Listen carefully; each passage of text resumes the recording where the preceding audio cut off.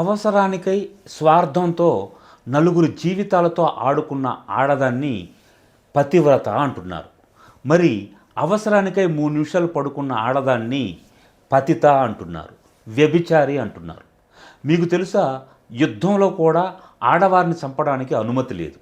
అలాంటిది మనం ఇప్పుడు ప్రతిరోజు ప్రతి నిమిషం మాటలతో ఆడవారిని హింసిస్తున్నాం.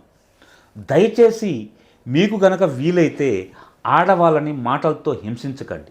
ఒకవేళ వాళ్ళు మీకు నచ్చకపోతే మీరు నాకు నచ్చలేదు అని క్లియర్గా దూరంగా పెట్టేసేయండి. అంతేగాని ప్రతిరోజు గంటకు ఓసారి హింసిస్తూ మానసికంగా శారీరకంగా వాళ్ళని కృంగదీయకండి. ఎందుకంటే అన్నీ వాళ్ళు మనతో చెప్పుకోలేరు. కొన్ని మనసులోనే పెట్టుకొని కృంగి కుసించిపోతూ ఉంటారు. అలాంటి వారిని దగ్గరగా తీసి మేమున్నాము అని బలం చేకూర్చాలి తప్ప అదే పనిగా అదే మాటలతో వాళ్ళని హింసిస్తూ ఉండకూడదు.